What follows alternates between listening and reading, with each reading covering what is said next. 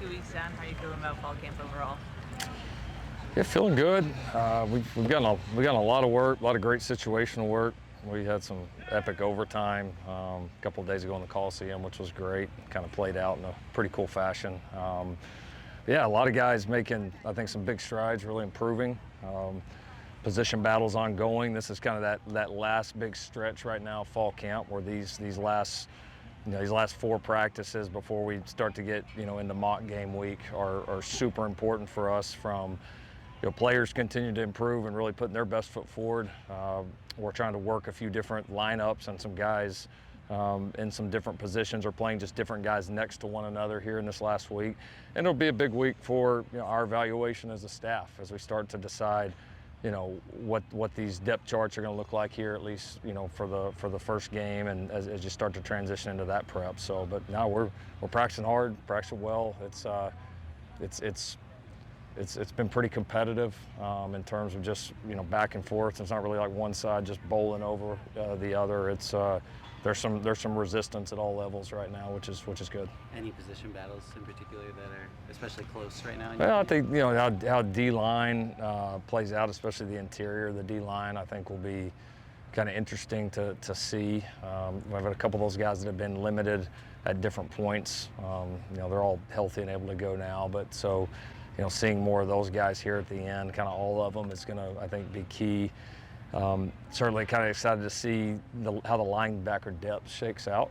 I think Dez and Gentry have look like a 1 and 2 linebacker right now, and then after that the depth is good, the talent's good. Like, all these guys have flashed, so we're starting to have to make some decisions and prioritize reps that way. So I'm very excited to see how that plays out. Certainly still some battles on the O-line. Certainly some battles at receiver right now. I mean, there's quite a few, actually. And it's, at times here, it's been, you're trying to figure it out because you're not sure if you got quite enough in the tank.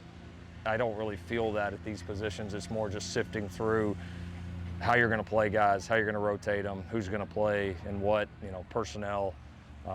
And then just seeing who's playing the most consistent. What are you seeing from the punt return spot, and how do you balance Mekhi Levin's importance as a receiver when making that decision? Well, punt return is one of the most important things on the field, so there's nothing that anybody would do that would keep us from playing them at punt return. So that's just one of those priority spots. So we've worked him a lot. He's very natural with it, so hard to imagine him not factoring in there. I think Zach will factor in there as well. Those would probably be our top 2 right now. But both those guys have had some work at it, and we were able, the way we practice, to work a lot of different situations and put them in that.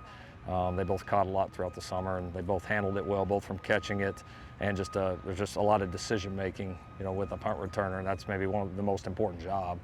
They're both good. They're both going to be able to run with the ball once they catch it, but it's obviously fielding it, making those critical decisions of when do I catch it, when do I not catch it, when do I fair catch it, that we've been working on, and they've handled well so far. Is there any, in all your years of doing this, is there one thing that you look at when you're at this point of camp that lets you know we're on schedule where I feel like we should be as a collective, as a team?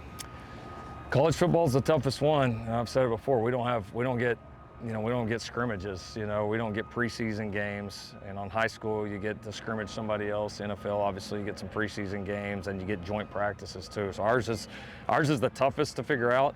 I think one thing I really look for is just the competitive maturity of a team. And when you get in here to practice 12 and 13, is the juice and the energy and the hunger to get better and the competitiveness, does it still feel like the first day? All right, because however many football teams there are, everybody's excited on day one. Everybody's excited the first day in pads. It's the teams that can maintain that when they're tired, when they're sore, when you've gone through a lot of practices, that you come out here every day with that mindset. And typically the teams I've been around have been the best teams, and so we've pushed our guys to do that, and so far there's been a lot of competitive energy on this field. Lincoln, when you look at the recruiting success, are there elements to that blueprint, game plan, whatever you want to call it, that you found you maybe want to lean into more, emphasize more in the first games? I think honestly, I just think it's an evolution. I think we're at a point now where we can recruit like that. I don't know I don't believe that strategy was given all the factors we've talked about for a long time here, so I'm not going to rehash them all, but I don't believe that strategy would have worked very well in the beginning. It wasn't, the pieces were not in place to recruit like we're recruiting now. And so that's why all this work has been done. The investments have been made in a lot of different areas, and I think people have seen proof. And now, now it just goes, and it's fun to be at a point where you feel like you're doing it the way that you want to do it, but more importantly that we're equipped to do that we actually have the tools to get that done.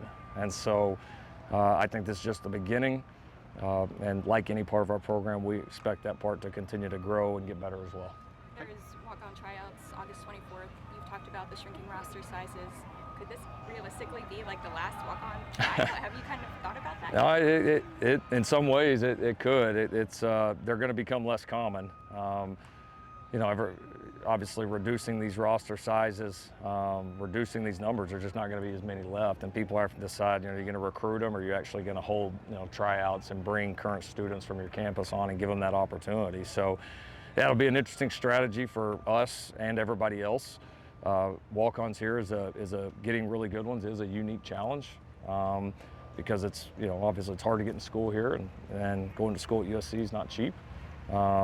And so we're fortunate. We got some great ones, but this tryout upcoming will be important just to get a few extra guys here to go through the fall. 17 days away. Anything from Jaden where you feel it needs to improve, or are you pretty good with where he is right now?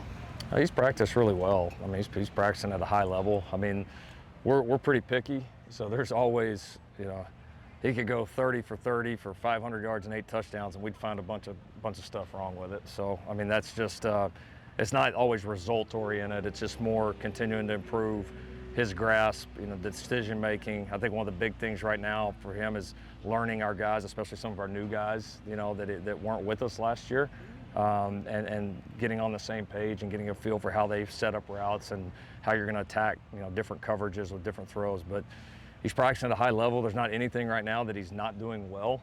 But yeah, just like everybody out here, we want him to keep growing and keep getting better.